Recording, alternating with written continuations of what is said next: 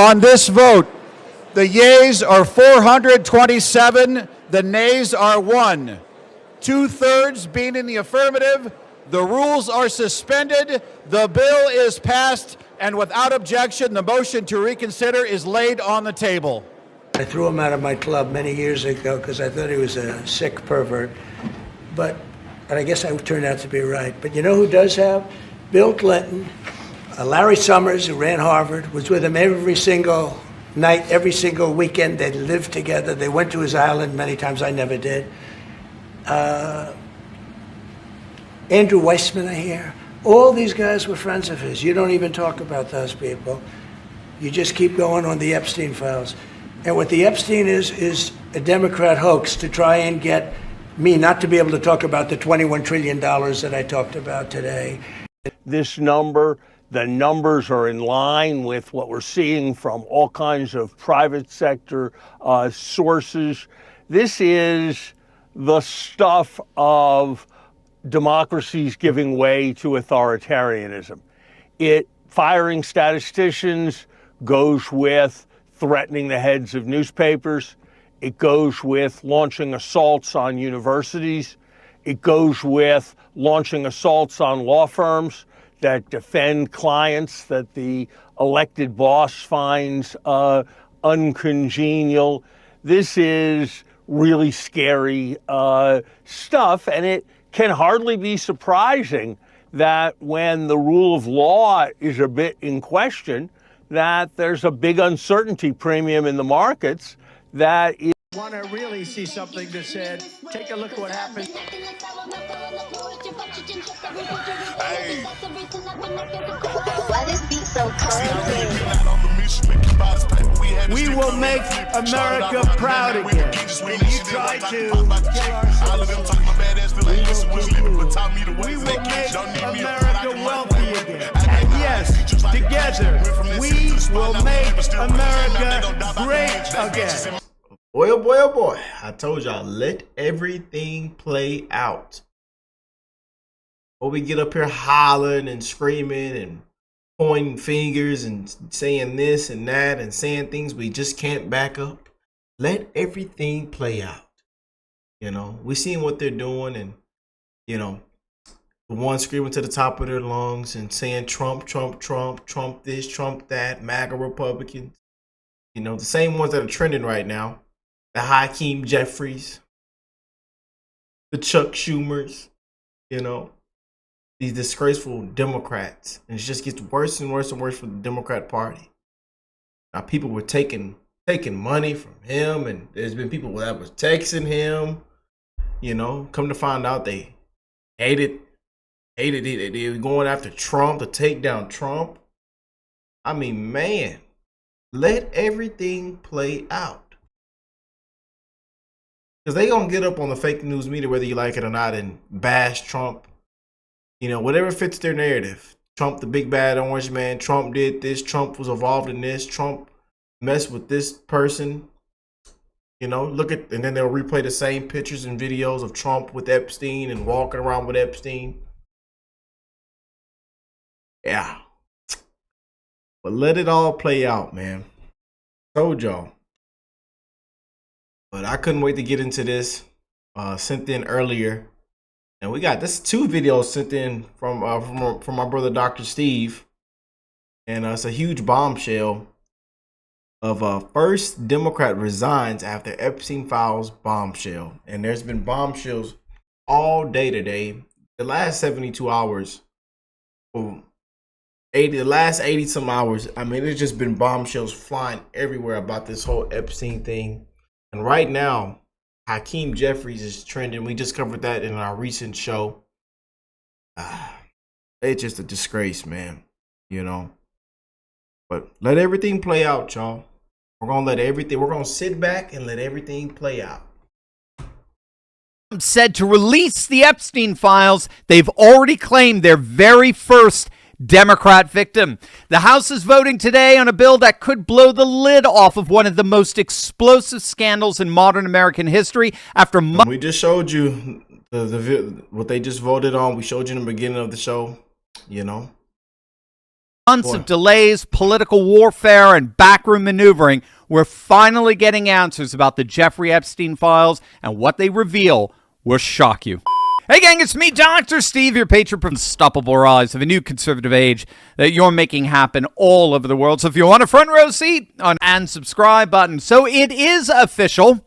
We have the very first Democrat resignation from the latest Epstein files bombshell, which ironically all started with the Democrats trying to distract the nation's attention away from their humiliating defeat in the Schumer shutdown. You'll recall House Democrats in the Oversight Committee released 3 emails from Jeffrey Epstein's estate, all 3 cherry-picked so as to try to implicate Trump in Epstein's sordid inner circle. Of course, the emails revealed no new information. They didn't even remotely implicate Trump in any nefarious activity. But what it did do is it gave Trump and the Republicans the opportunity to launch an all-out nuclear retaliation. The House Oversight Committee dropped tens of thousands of Epstein emails and texts like literal nukes over the Democrat Party, and those emails and texts revealed that the Democrats, and particularly Barack Obama's inner circle, had direct,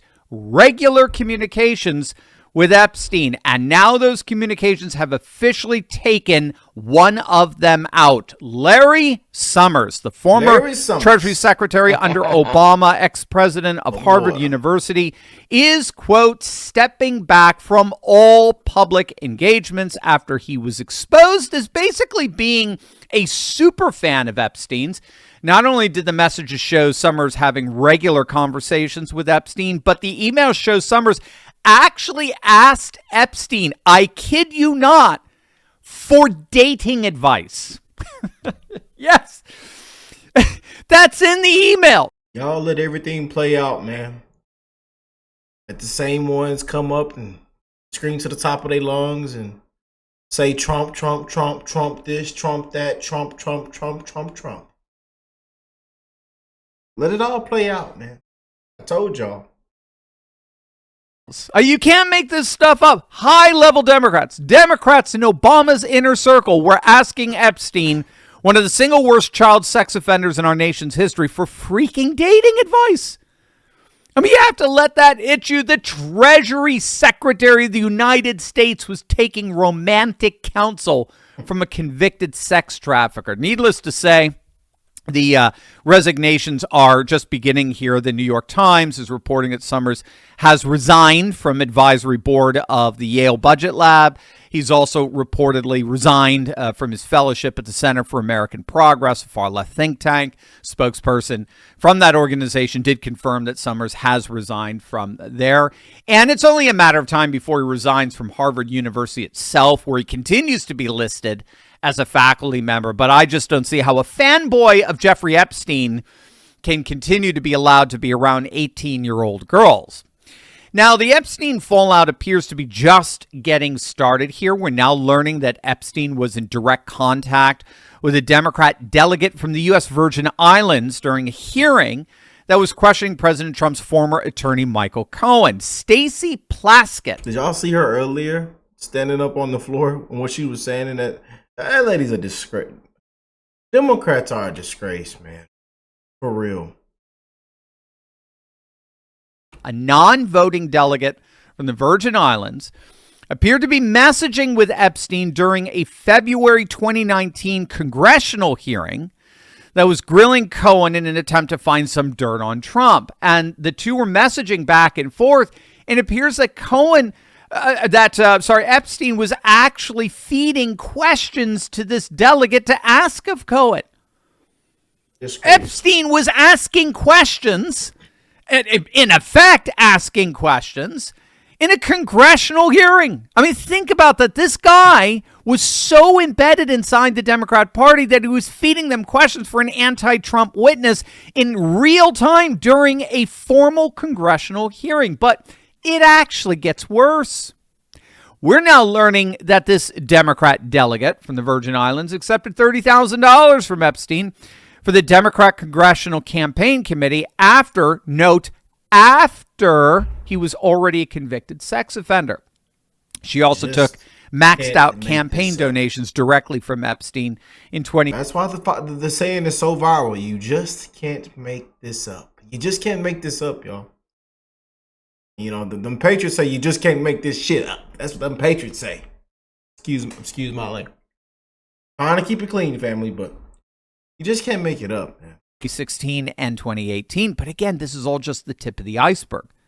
We're now learning about some of the antics of these Democrat mega donors, and we're learning about Democrat judges and what they're doing behind the scenes to prevent the grand jury proceedings involving Epstein from ever seeing the light of day. Wait until you see this. But first, gang, have you seen the price of directs actually just raise money? Or private Caribbean at Epstein's Manhattan townhouse later on that year in December, where he was invited to a breakfast party with none other than Bill Gates. Isn't it interesting how Gates has been chumming up to Trump of late? Most significantly, Hoffman personally invited Epstein to a 2015 Silicon Valley dinner with a number of tech billionaires. Keep in mind, this is 7 years after Epstein's 2008 conviction. Hoffman also reportedly facilitated $525,000 in Epstein donations to MIT's Media Lab between 2013 and 2017. And so in light of these revelations, President Trump has formally ordered Attorney General Pam Bondi to investigate Hoffman's Epstein connections, along with other prominent Democrat donors. And of course, we haven't even brought up the fact that Bill Clinton flew on Epstein's private jet an astonishing 26 freaking times. That according to flight logs. While Clinton denies ever visiting Epstein's island, I smoked, but I didn't inhale. Witness accounts and emails raise serious questions about that. One Epstein victim claimed, I like that. I smoke, but I don't inhale. I smoke, but I don't inhale. I like that right there, Steve. I like that. She saw Clinton on the island with two young women, though in fairness, I should note, Ghislaine Maxwell denied that in recent testimony. Again, we'll have to see as more and more evidence comes to light. But even more than that, here's what the Democrats don't want you to know, what's really going on behind the scenes, behind all their bluster to release the Epstein files. 3 separate federal judges, all appointed by Democrats, blocked previous attempts to release Epstein grand jury materials in 2025. You got to get that.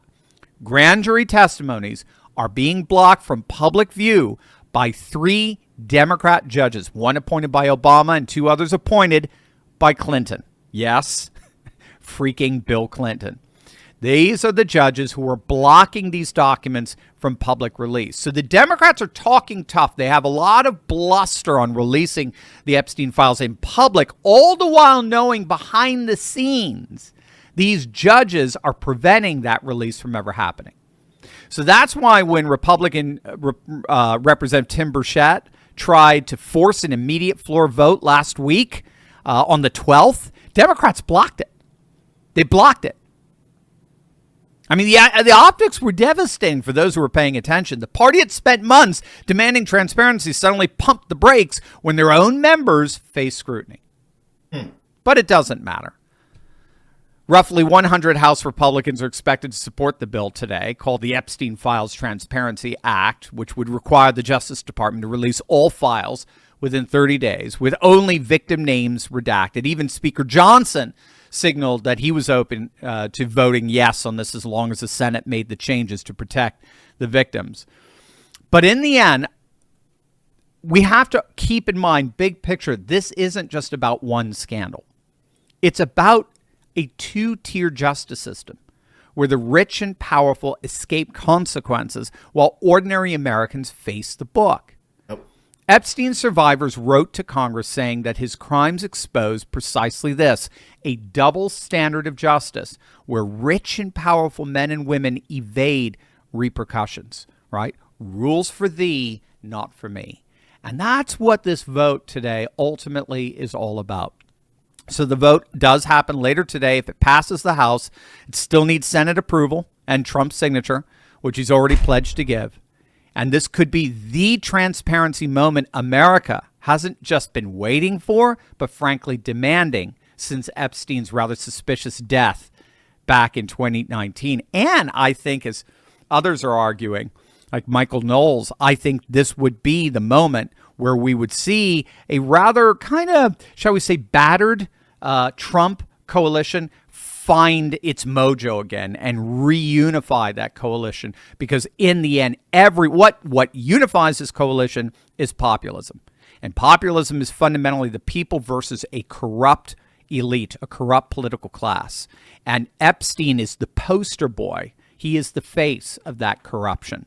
And so if we get these Epstein files released, I think that's going to be the glue that's going to bring back the tendons that is going to realign, as it were, the Trump coalition. So let's hope the Republicans follow through with Trump's lead and do the right thing. Light is the best disinfectant. Release the files. Arrest the guilty. Let justice be served. And let's bring down this corrupt elite establishment once and for all.